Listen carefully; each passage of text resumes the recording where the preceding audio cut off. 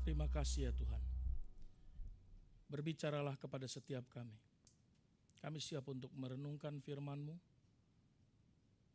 memahaminya.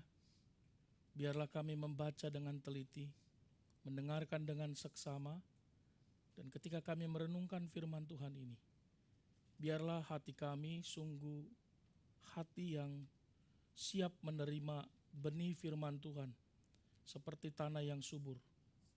Sehingga firman Allah yang kami renungkan ini sungguh menghasilkan pertumbuhan dan buah yang tinggal tetap, memuliakan Tuhan, dan hidup kami makin hari makin menyenangkan Engkau.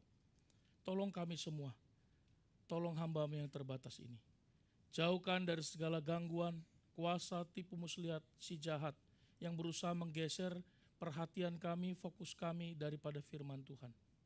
Biar seluruh kami boleh mengarahkan hati kepada kebenaran-Mu. Dalam nama Tuhan Yesus kami berdoa. Amin. Silakan duduk.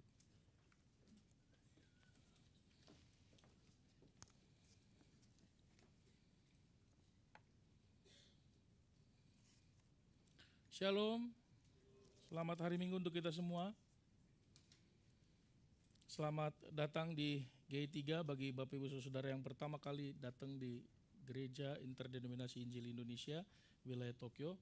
Selamat datang di rumah tempat untuk melatih orang-orang percaya bisa menjadi alat Tuhan di tengah dunia yang bengkok ini. Hari ini kita akan merenungkan firman Tuhan dengan tema tanda di Dalmanuta. Saudara, mari kita membuka bagian firman Tuhan dari Markus pasal yang ke-8, Injil Markus pasal yang ke-8, ayat yang ke-11 sampai dengan ayat yang ke-13. Mari kita baca bersama-sama. Saya akan bersama Bapak Ibu Saudara membaca dari Alkitab Terjemahan Baru 2. Jadi kalau agak berbeda dilanjutkan saja. Mari kita memulai ayat 11 sampai ayat yang ke-13 bersuara bersama-sama. Firman Tuhan berkata, kemudian muncullah orang-orang Farisi dan mulai berdebat dengan Yesus untuk mencobai Dia. Mereka meminta dari Dia suatu tanda dari sorga. Lalu mendesalah Ia dalam hatinya dan berkata, mengapa orang-orang zaman ini minta tanda? Sesungguhnya aku berkata kepadamu,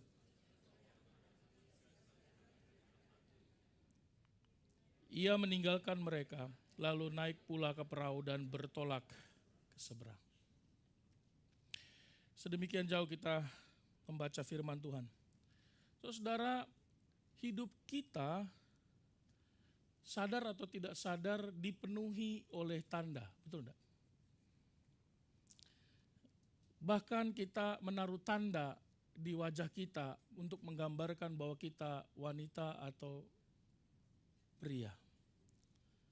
Oh, tapi sekarang sudah sulit membedakan ya. Laki-laki pun pakai makeup ya.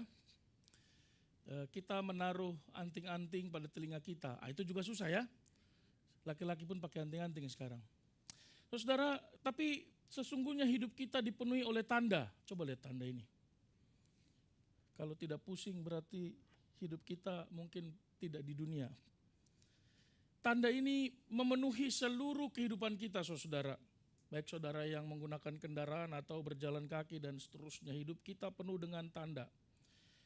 Saudara, selalu ada tanda untuk segala sesuatu. Ada tanda jari ditaruh di bibir, artinya apa?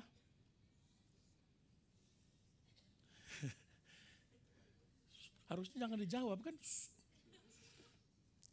Ada tanda jari telunjuk dan ibu jari di silang, tandanya saranghe. Ada jari telunjuk seperti ini, tandanya itu. Padahal jariku sakit gitu. Ada telapak tangan mengepal dan diangkat ke atas. Apa artinya? Tandanya? Ini macam-macam ya. Mungkin dia pegal kan. Liturgus juga bilang stop. Tapi ada yang berkata merdeka. Ya. Saudara, tanda itu visual, saudara. kita hidup dipenuhi oleh tanda. Bahkan makanan yang kita suka juga dipenuhi dengan tanda. Oh, aku paling suka itu makanan ikan kuah kuning. Kalau nggak kuning berarti bukan ikan kuah, tandanya kuning kan?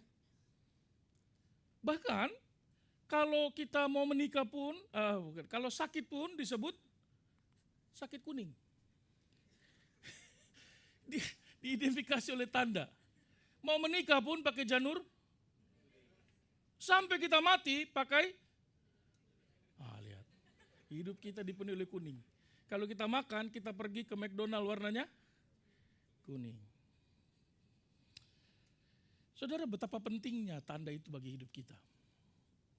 Dan seringkali kita selalu minta tanda, bahkan kepada Tuhan yang masih gadis atau masih bujangan, selalu minta tanda sama Tuhan.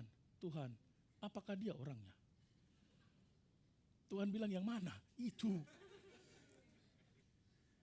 Tapi ternyata enggak, karena minggu berikutnya dia memutuskan untuk menikah dengan orang lain. Oh bukan. Minggu depan begitu lagi tanya, Tuhan berilah tanda. Orang pertama yang keluar dari lift ini, inilah calon pendampingku. Ternyata yang keluar umur 70 tahun lalu. Tuhan, aku enggak serius. Saudara, kita banyak meminta tanda. Walaupun ketika kita sudah diberikan tanda, kita juga mengabaikan dan mengaku masih kurang tanda. Satu waktu ada seorang menggunakan mobil, buru-buru karena mau pelayanan. Ini tidak di gereja ini, gereja yang jauh. Dia menerobos lampu merah. Dan akhirnya di ujung jalan ada polisi memegang tanda tomare. Dan akhirnya dia berhenti. Lalu dikatakan, apakah kamu tidak melihat lampu merah sehingga kamu menerobos tanda itu? Dia katakan, aku lihat lampu merah tapi aku nggak lihat ada bapak di situ. Tanda masih kurang katanya. Dan diperlukan tanda yang lain, yaitu kehadiran Pak Polisi. Kalau ada saya lihat Pak Polisi pasti nggak ngebut katanya, nggak saya terobos itu. Saudara, kisah yang kita baca ini juga bicara seputar tanda, saudara. Peristiwa ini terjadi di daerah Dalmanuta. Dalmanuta di dalam bahasa yang lain dan dalam Matius 15 ayat 39 kita menemukan juga disebut sebagai Magada. Atau bisa dikenal juga dalam bentuk varian yang lain disebut Magdala. Kemungkinan dari sinilah Ibu Maria Magdalena. Saudara, daerah ini adalah daerah di sekitar Danau Galilea, tepat di seberang tempat ketika Yesus sudah selesai pelayanan dari Tirus atau Sidon. Dan peristiwa ini terjadi tepat sesudah Yesus menyelesaikan mujizat memberi makan 4.000 orang. Sisanya 7 bakul. Kok enggak 12 bakul Pak? Itu sebelumnya. 5.000 orang. Saudara, dan lagi-lagi orang Farisi ini mengikuti Yesus ke tempat di mana Yesus pergi. Dan masih terus berusaha dengan cara yang sama seperti 2 minggu yang lalu kita renungkan. Masih terus berusaha untuk memperkarakan Yesus ke pengadilan agama, tetapi harus ada bukti yang harus dia bawa, bukan? Dan apapun yang dikerjakan oleh Yesus, dia selalu jadi oposan. Selalu jadi oposisi untuk mempertanyakan apa yang Kristus kerjakan itu. Dan di akhir percakapan dengan Yesus dan orang Farisi ini, orang Farisi meminta tanda. Setelah terjadi perdebatan sekian sengitnya, lalu kemudian di akhirnya, oke lah kalau gitu. Kalau memang kau nabi dari Allah yang maha tinggi, tolong berikan tanda dari sorga. Saudara, peristiwa ini sangat mengesalkan. Kalau saudara membacanya dan melihat latar belakangnya, ini sangat menyedihkan, mengesalkan, sekaligus lucu, dan sangat menyebalkan, saudara. Waktu saya baca ini jengkel saya tutup Alkitab. Saking jengkelnya lihat orang Farisi itu. Tapi sudah itu saya buka lagi, karena belum selesai kan. Saudara, kenapa? Injil Markus menggunakan istilah muncullah orang-orang Farisi. Kalau dalam terjemahan baru 2 menerjemahkan ya terjemahan yang lain modern atau bahasa Indonesia sehari-hari menerjemahkan datanglah orang Farisi. Kata muncullah ini idenya bukan yang pertama kali, tapi yang kesekian kalinya. Berulang kali, terus menerus. Atau sebenarnya lebih baik diterjemahkan atau dituliskan, maka datanglah lagi orang Farisi untuk mempertanyakan apa yang dikerjakan oleh Yesus pada hari itu. Markus menarik sekali menggambarkan kehadiran orang-orang yang selalu mengganggu pelayanan ini. Dengan kalimat muncullah kehadiran orang yang notabene-nya beragama ini. Orang yang notabene-nya mengerti banyak ajaran-ajaran agama. Orang yang sudah melayani justru selalu membuat suasana dan situasi yang penuh sukacita menjadi awkward. Saudara pernah gak punya teman begitu? Ini kan baru makan ya, baru selesai ada mujizat, lagi seneng-seneng, habis makan, sudah kenyang, semua bersukacita. Muncullah dia, ngerusak suasana. Ya, kalau anak saya selalu bilang, ada teman saya tuh Pak, kenapa? Dia kalau masuk tiba-tiba ke dalam kumpulan gak tahu kukinya. Kuki itu apa makan? Kue itu apa? Suasana. Saudara, begitu orang ini hadir, suasana jadi annoying. Not just, bukan anointing. Kalau anointing kan diurap ya. Ini jadi, dia lagi. Bikin rusuh aja kerjanya. Pernahkah kita mengalami hal ini ya? Ada orang yang selalu mengganggu begitu. Apa yang dikerjakan di dalam kehidupan kita. Memang di dunia ini selalu banyak ada di sekitar kita itu orang-orang yang selalu bebannya banyak, berat. Besar bebannya untuk mengurusi beban orang lain. Itu hal yang baik juga ya. Karena Galatia pasal 6 ayat yang kedua dikatakan, bertolong-tolonganlah menanggung bebanmu. Jadi kadang-kadang dia suka ngurusi orang lain begitu ya. Inilah orang Farisi. Saudara, orang Farisi meminta tanda, yang dimaksud adalah tanda atau simbol pembeda yang membawa makna khusus. Contohnya seperti apa? Dalam dunia kuno, kita belajar ada tanda yang dimengerti oleh orang Yunani, Romawi, dalam dunia mitologinya dan kepercayaannya itu kalau ada petir, ada guntur, ada gerhana meteor. Nah ini petir biasanya datang dari Om Zeus. Di gereja kita juga ada ya. Dewa Olympus. The God of the gods. From Olympic. Saudara, dalam mitologi Yunani, Zeus ini ketika menggelegar petir itu ke bumi, maka dia sedang mau memberitahu sesuatu. Ada tanda-tanda yang menjadi pertanda sesuatu yang mau dikatakan oleh dewa-dewi. Begitu juga sebenarnya orang-orang di zaman kuno percaya bahwa ya memang mereka melihat tanda-tanda pada hari itu. Kalau hari buruk, zaman tidak baik, ada sesuatu yang mau terjadi, hal-hal buruk, ada tandanya. Bahkan kalau dulu, saya tidak tahu apakah Bapak Ibu juga mengalami itu. Begitu ada bintang jatuh. Ayo make a wish. Nanti doamu pasti dikabulkan. Kalau ulang tahun juga gitu kan. Sebelum tiup lilinnya, make a wish. Saya bingung waktu itu. Make a wish kepada siapa? Kepada lilin kah? Kalau kepada lilin, apa bedanya kita dengan babi ngepet? Kan gitu ya. Terus kita tiup, lah matilah orang itu kan. Kita make a wish kepada siapa? Kenapa harus di depan lilin? Kan begitu ya. Aneh yang kedua, ketika kita ulang tahun itu, kita bilang apa? Tiup lilinnya. Padahal yang kita tiup, harusnya kita bilang, tiup apinya. Kalau tiup lilinnya ya kalau gitu gak usah dinyalain. Orang zaman sekarang memang aneh-aneh. Saudara, itulah tanda. Bagi orang Yahudi tanda itu adalah konfirmasi visual bahwa ada nabi yang benar-benar berasal dari Tuhan. Jadi ada tanda yang sudah diminta oleh mereka dan ini bukan permintaan pertama saudara. Ini sudah yang kedua kalinya. Mereka merasa bahwa kalau ada tanda itu makin meneguhkan mereka. Menurutnya, tetapi sebenarnya melalui tanda itu mereka sedang mengatakan bahwa mereka nggak percaya. Tanda yang mereka minta adalah tanda bahwa mereka tidak percaya. Ya, jadi hati-hati kalau minta tanda. Begitu kita minta tanda, itu tandanya Anda masih kurang. Oh gitu ya Pak, kalau gitu nggak boleh minta tanda. Boleh juga, karena hidup kita penuh dengan tanda kan.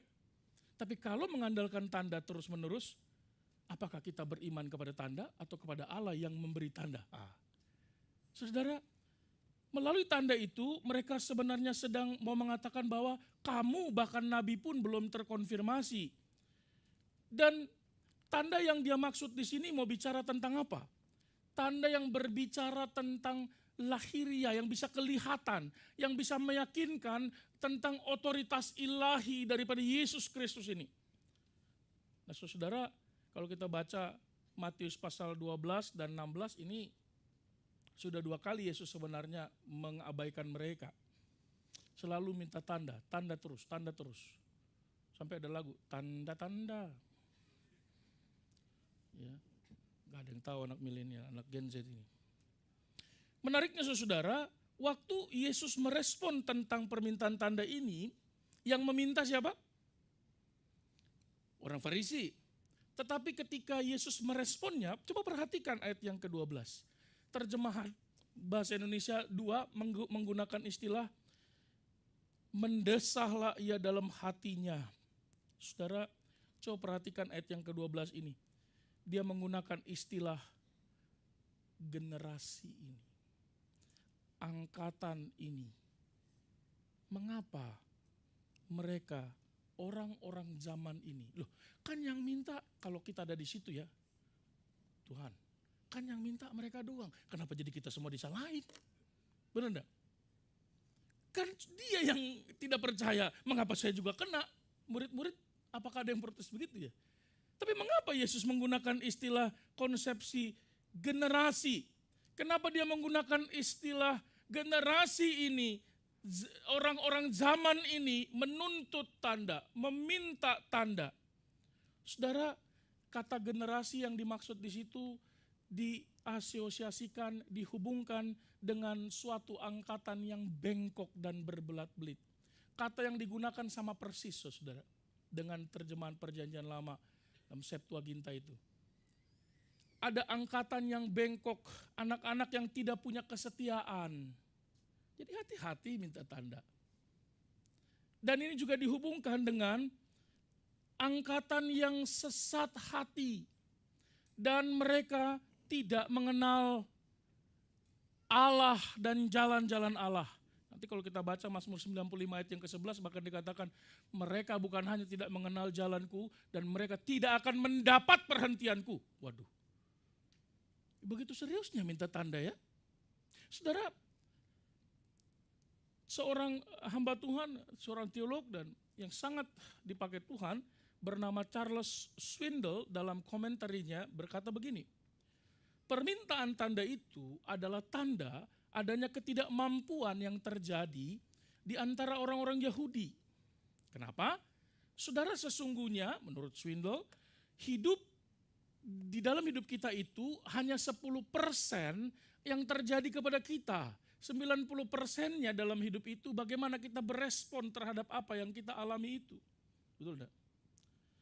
Jadi semua yang kita alami dalam hidup kita katanya itu masalahnya cuma 10 atau problemnya apapun yang kita alami cuma 10%. Sisanya apa?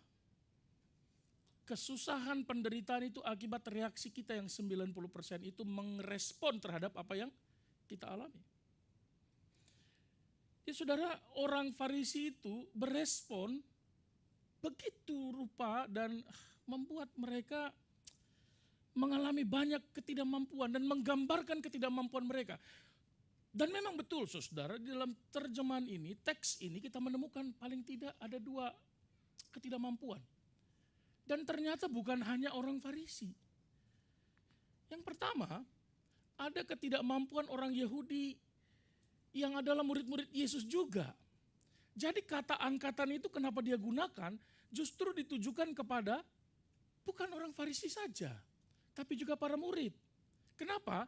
Karena murid-murid juga tidak mampu, gagal untuk melihat apa yang Tuhan buat di dalam seluruh tanda yang sudah Dia berikan sejak tanda mujizat pertama di Kana. Bahkan ketika Yesus mengatakan untuk yang kesekian kalinya mau memberi makan, mereka juga masih bertanya, di mana kita cari roti untuk sekian banyak orang? Mereka gagal, saudara, membaca tanda sejak tanda pertama. Jadi orang Farisi hanya membuka sebuah tabir yang sebenarnya menyingkap seluruh murid juga. Nah, peristiwa memberi makan 5.000 orang seharusnya sudah cukup untuk mempersiapkan mereka berespon dengan baik untuk memberi makan 4.000 orang kan? Loh, kan sudah pengalaman.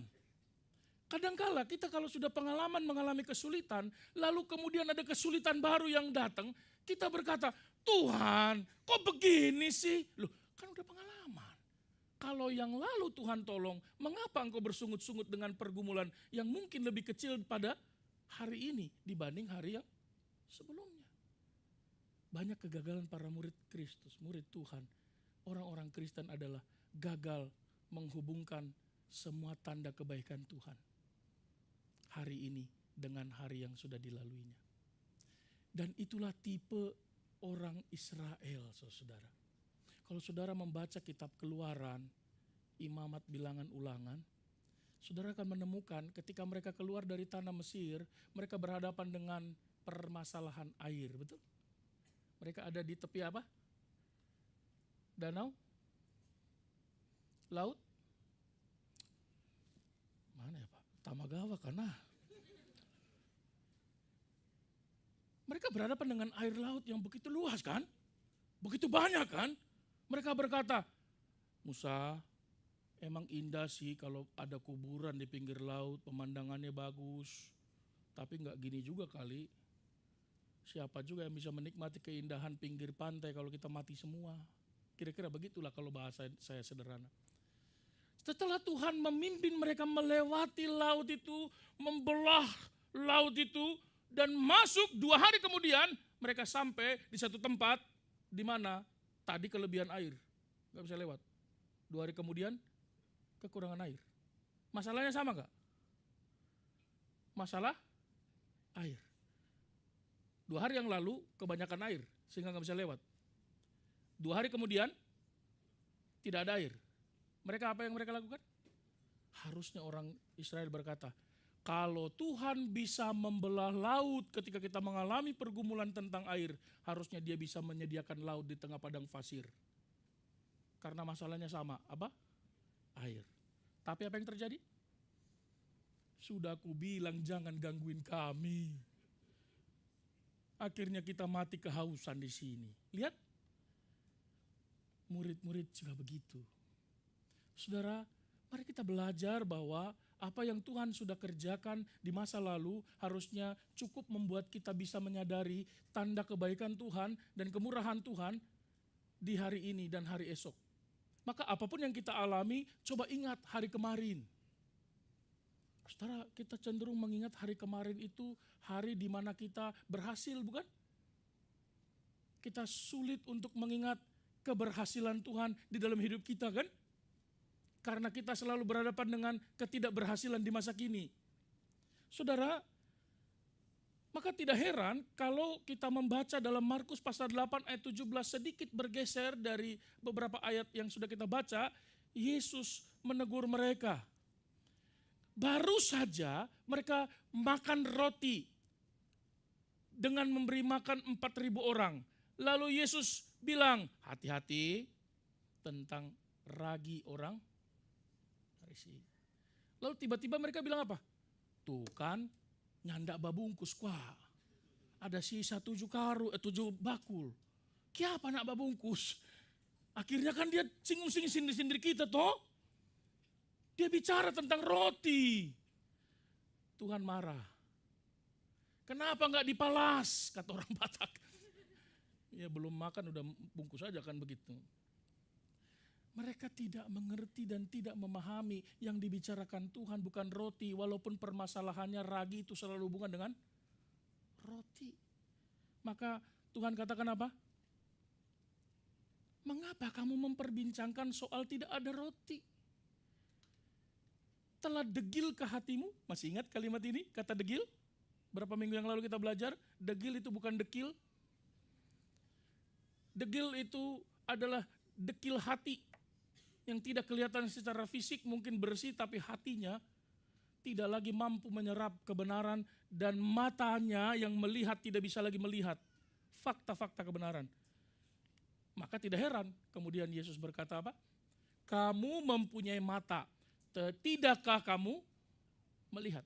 Kamu mempunyai telinga, tidakkah kamu mendengar? Tidakkah kamu ingat lagi? Nah, lihat kalimatnya. Jadi Yesus mau bilang apa? Untuk apa tanda yang engkau minta kalau hanya engkau terus mempertanyakan apa yang Tuhan berikan kepadamu? Untuk apa engkau selalu minta tanda kepada Tuhan kalau tanda itu justru membuat engkau makin tidak bertumbuh? Engkau tidak ingat lagi karena engkau hanya mau melihat apa yang kau lihat. Engkau tidak bisa melihat apa yang sudah Tuhan tunjukkan untuk kau lihat. Bukan begitu? Kita selalu ingin melihat apa yang kita mau lihat saja, betul? Coba saya tanya, waktu saudara keluar rumah, sampai ke gereja, di kereta, di jalan waktu berjalan, berapa banyak orang yang memakai baju hijau dalam perjalanan Anda? Enggak ada, Pak, enggak mungkin. Berapa banyak mobil warna putih yang saudara jumpai di jalan? Enggak ada, Pak, enggak mungkin. Kenapa? Bukan tidak ada, tapi apakah kita tidak bisa melihat? Bisa. Tapi mengapa kita mengabaikan apa yang seharusnya bisa kita lihat? Saudara, degil hati. Itulah yang terjadi pada para murid. Mereka mengabaikan tanda yang begitu banyak.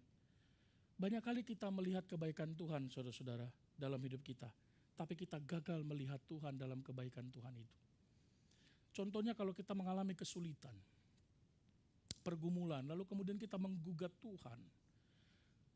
Kesulitan itu terjadi pada usia 30-40 tahun. Tapi kita menggugat Tuhan hanya karena satu kesulitan yang kita alami ketika kita di usia 40 tahun. Padahal sudah 40 tahun kebaikan Tuhan diberikan kepada kita melewati berbagai macam tantangan dan rintangan. Tuhan toh peliharakan. Tapi mengapa kemudian kita menggugat Tuhan hanya karena satu masalah pergumulan saja? Dan berkata, where are you God? Di manakah engkau Tuhan? Loh Tuhan gak kemana-mana, cuma kamu gak mau lihat ada di mana Tuhan. Saudara-saudara, kesulitan itu hanya satu dari 100.000 kebaikan Tuhan menolong kita dari kesulitan. Betul? Saudara, mari kita belajar. Jangan seperti para murid yang gagal menghubungkan semua tanda yang Tuhan sudah berikan itu. Yang kedua, ketidakmampuan apa yang mereka alami ketika disebut angkatan ini? Yang kedua tentu ada ketidakmampuan karena enggan untuk melihat kebenaran. Nah saudara, orang Farisi ini nggak bisa melihat tanda-tanda itu sebagai tanda ilahi daripada Kristus. Kenapa? Karena motivasinya yang salah. Karena datang hanya untuk mengerecoki aja kan. Kita dapat memisahkan mereka yang tidak bisa melihat karena kedegilan hati, dan mereka yang tidak mau melihat walaupun mereka sudah mengerti. Saudara, yang mereka minta adalah tanda untuk percaya. Tapi tanda untuk percaya adalah tanda di mana mereka sebenarnya tidak pernah percaya. Maka sekali lagi, hati-hati meminta tanda. Tuhan, kalau engkau menginginkan aku masuk ke pekerjaan ini, berikanlah tanda. Tanda apa? Berarti aku diterima. Itu bukan tanda.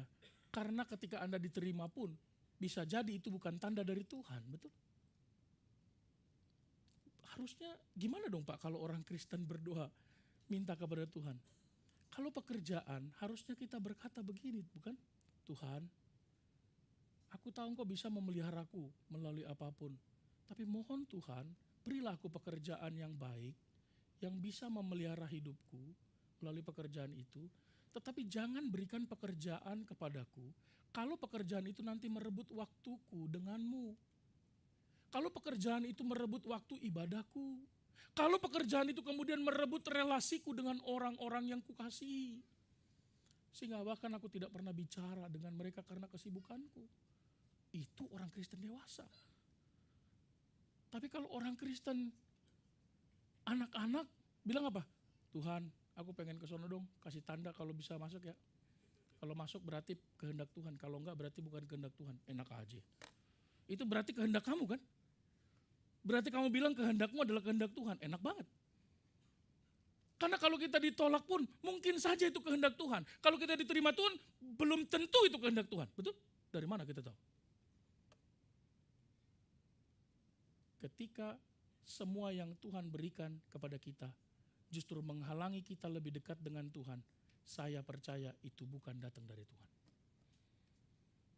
Amin. Kok kayaknya malas amat. Amin. Amin. Saudara, Tuhan Yesus mengatakan kepada angkatan yang bengkok ini sekali-kali tidak akan diberi tanda. Mengapa? Karena sesungguhnya Tuhan Yesus telah melakukan banyak tanda yang tak terhitung. Bukan tidak diberikan, sudah banyak diberikan. Jadi kalau saya berikan tanda hari ini pun, malaikat turun, satu batalion atau satu kelurahan, turun ke tempat ini, mereka tetap nggak percaya. Karena buktinya sejak dari Kana, mukjizat sudah banyak kulakukan. Saudara, komet jatuh pun dipanggil Tuhan dari angkasa sana, mereka juga nggak bakal percaya. Kenapa? Karena Tuhan berkata apa? Angkatan yang jahat dan tidak setia ini menuntut suatu tanda. Tetapi kepada mereka tidak akan diberikan tanda selain tanda Nabi Yunus itu apa ya? Yesus mau bilang apa? Kalau mereka tidak mau terima dengan tanda ini, tanda Kristus mati, dan pada hari ketiga dia bangkit. Kalau mereka tidak percaya dengan tanda itu, maka tanda apapun yang spektakuler mereka nggak akan bisa dibuat percaya. Saudara, tidak ada tanda yang lebih besar daripada kehadiran Kristus hari itu di tempat itu.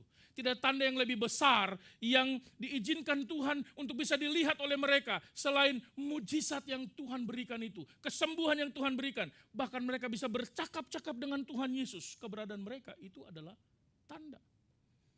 Saudara, kegagalan orang beragama adalah ketika dia berjumpa dengan Tuhan tapi tidak mengenal Tuhan. Hati-hati, ada banyak orang beragama dia berjumpa dengan Tuhan tapi tidak kenal Tuhan. Waduh, dan itu yang dikerjakan oleh iblis. Dia biarkan kita ke gereja asal tidak jumpa dengan kebenaran. Dia biarkan kita menjadi orang-orang yang beragama tapi tidak religius. Banyak kan masa kini? Kalau saudara lihat bertebaran tuh di media sosial, wawancara orang yang iseng. Apakah agamamu? Di Amerika dia tanya. I'm not kind of that religion. Yeah, actually I'm not spirituality, I'm not spiritual enough, but I am a religion person. Kira-kira begitu loh bahasanya. Saya bukan orang yang spiritual, tapi saya punya agama katanya. Aku nggak pernah gereja, aku nggak terikat pada gereja apapun, tapi aku percaya ada Tuhan katanya. Sudah bisa mengerti maksudnya. Dia tidak merasa perlu berelasi dengan Tuhan, yang penting dia percaya ada Tuhan. Itu cukup buatnya. Karena kepercayaannya adalah Tuhan itu mengasihi semua orang. Maka pada akhirnya semua orang akan diselamatkan. Waduh, kasihan ya. Yang kedua, pokoknya kita berbuat baik saja, kita pasti selamat. Waduh, kurang baik apa tokoh-tokoh dalam Alkitab? Kurang baik apa Yudas berkata, mengapa minyak ini tidak dijual 300 dinar harganya untuk membantu orang miskin? Masih kurang baik? Tapi motivasinya apa? Tidak baik. Kegagalan seorang beragama adalah ketika mereka berada dekat dengan sang firman, tapi hati mereka tidak makin lembut, justru makin keras. Aduh, celaka sekali. Pemahaman di kepala mereka yang begitu penuh itu, fisik mereka yang sudah terus terlatih melayani, Kepala mereka yang penuh dengan pemahaman hanya berjarak beberapa senti saja kepada hatinya, tapi hatinya malah keras.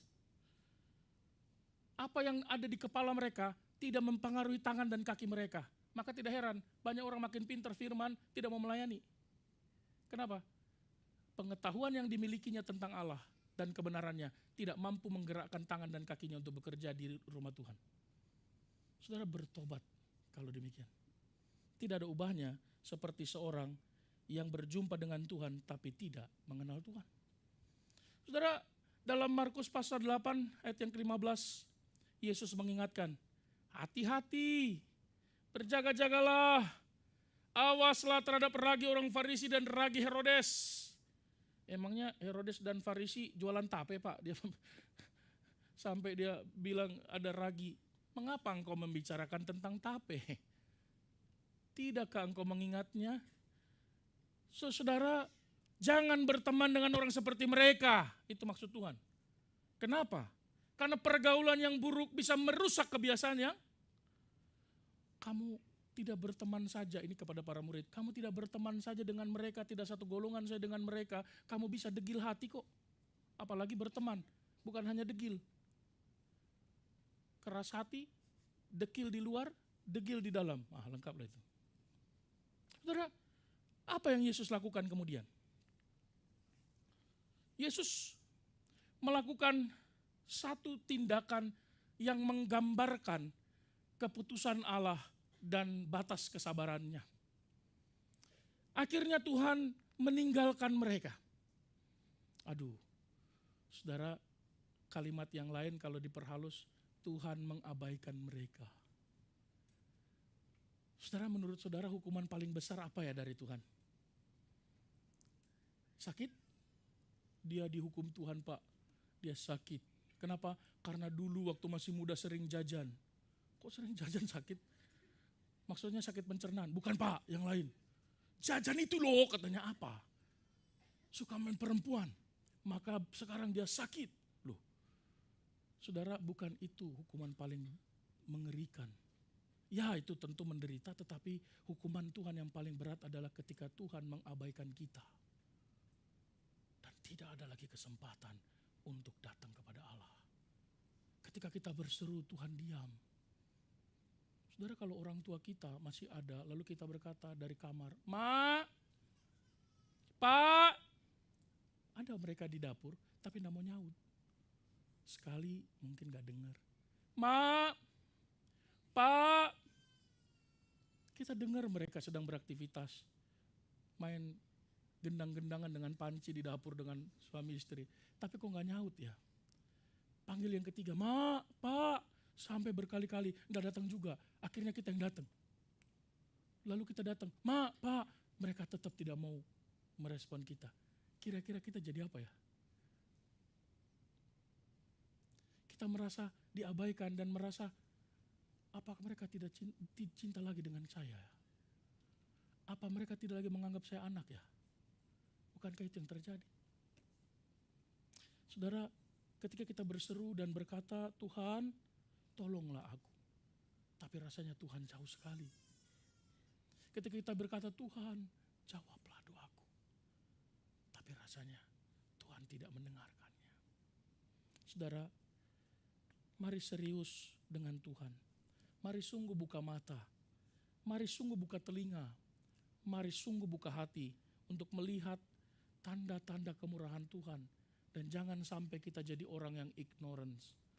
Kita menjadi orang yang abai. Tidak punya kemampuan seperti para murid menghubungkan semua kebaikan Tuhan tiap-tiap waktu. Kita bersyukur sekarang bulan Desember di akhir tahun. Biasanya kita selalu dituntut untuk refleksi. Tidak apa-apalah, minimal ada refleksi, kontemplasi di akhir tahun daripada tidak sama sekali ya. Harusnya kan refleksi, kontemplasi itu tiap hari, tiap minggu, tiap bulan. Saya tiap hari kok Pak refleksi, bayarnya mahal lagi. Itu pijat refleksi, beda. Refleksi yang dimaksud adalah merenungkan kebaikan Tuhan. Merefleksikan apa yang Tuhan sudah berikan. Di akhir tahun biasa kita mulai menghitung. Tuhan, betapa baiknya Engkau. Di Januari aku mulai meragukan, bisa gak ya aku lewati tahun ini? Karena ada banyak kesulitan, aku dibully di sekolah, aku tidak mampu belajar kanji, aku susah di training, aku masih anak bawang di pelayanan. Ada teman-teman yang gak suka sama saya. Mungkinkah aku sampai bulan Februari? Tapi sekarang di Desember kita berkata, thanks God. Kita merefleksikan kemurahan Tuhan. Mari kita belajar. Jangan lupa menghubungkan semua kebaikan Tuhan itu dalam sepanjang kehidupan kita. Dan ketika kita mengalami kesulitan, ingatlah pertolongan Tuhan di waktu yang lalu. Dan kita mengatakan kepada seluruh masalah kita, kepada diri kita, dan di hadapan Tuhan kita berkata, Tuhan, masalah apapun yang sedang kau hadapi hari ini, tidak jauh lebih besar daripada masalah yang sudah kulalui. Aku percaya Engkau akan menolong saya seperti Engkau memelihara saya di waktu lalu. Amin. Aku percaya bahwa Engkau akan terus memberikan kekuatan seperti Engkau memampukan saya melewati masa lalu dengan segala kelemahannya. Saudara, benarlah perkataan Tuhan Yesus. Kenapa Tuhan pergi ya? Karena dia sendiri berkata. Ya, dalam Matius pasal yang ke-7, ayat yang ke-6 dia berkata apa? Mari kita baca sama-sama Matius 7 ayat yang ke-6. Nampaknya tidak ada di sini.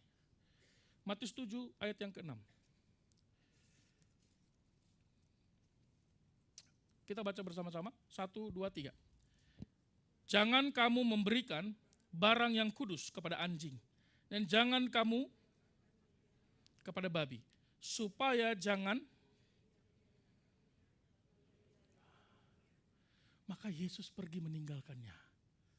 Karena dengan terus meladeninya justru akan membuat mereka makin tidak percaya kepada Kristus.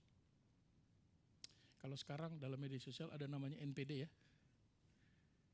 Narcissistic Personality Disorder. Jadi kalau ketemu dengan orang-orang seperti ini, abaikan aja. Kalau dia ngomong, talk to my hand gitu. Ya, biar dia makin menderita. Abaikan saja. Karena itu yang diajarkan Tuhan. Jangan memberikan barang yang kudus kepada anjing. Karena dia tidak pernah menghargai hal-hal yang berharga yang diberikan oleh Tuhan melalui tanda-tanda. Terus dia minta tanda. Lalu apa kesimpulan kita hari ini?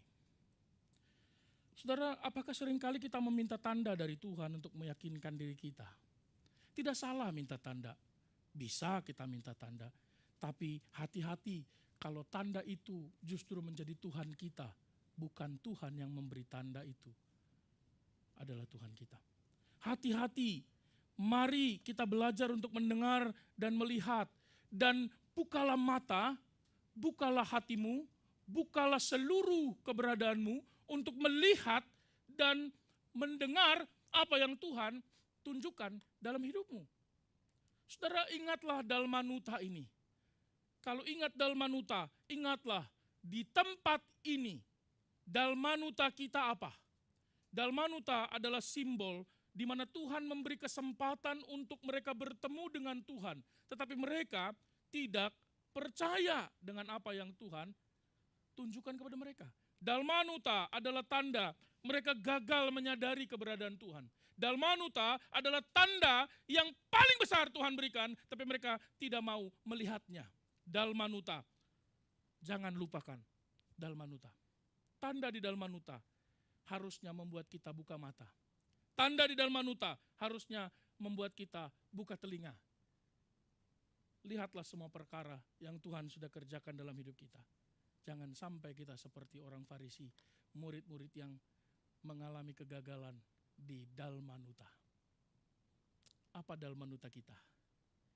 Mari kita belajar hari ini untuk tetap setia mengingat dan melihat kebaikan Tuhan dalam hidup kita. Tuhan memberkati kita semua dan doa saya, Tuhan memberikan pertumbuhan bagi seluruh jemaat Tuhan di gereja ini dan nama Tuhan dimuliakan. Amin. Mari kita berdoa.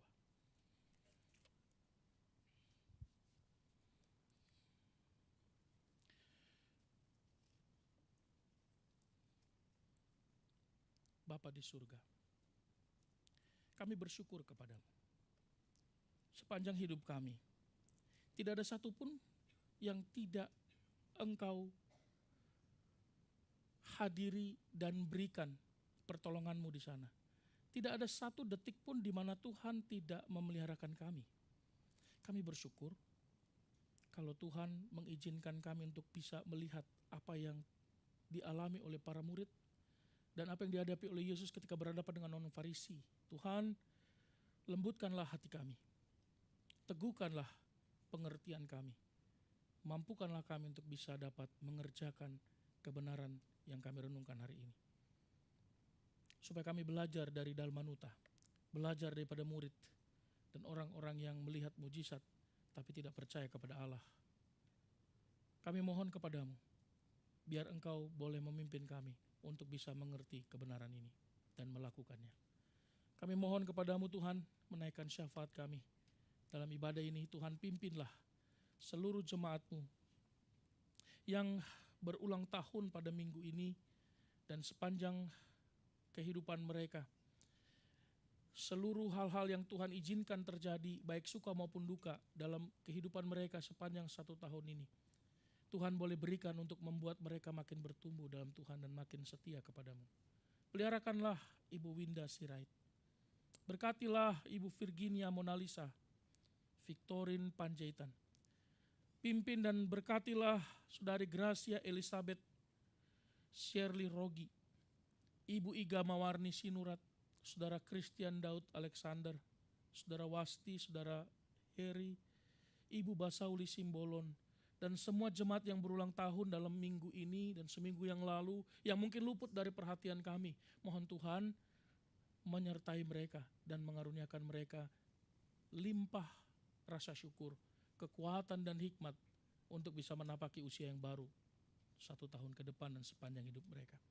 Mohon Tuhan memberikan kesembuhan kepada Ibu Ellen dalam proses pengobatan dan pemulihannya, bagi Ibu Panca dan Ibu Rosita dalam proses pemulihan pasca pengobatan dan operasi matanya untuk Ibu Rosita.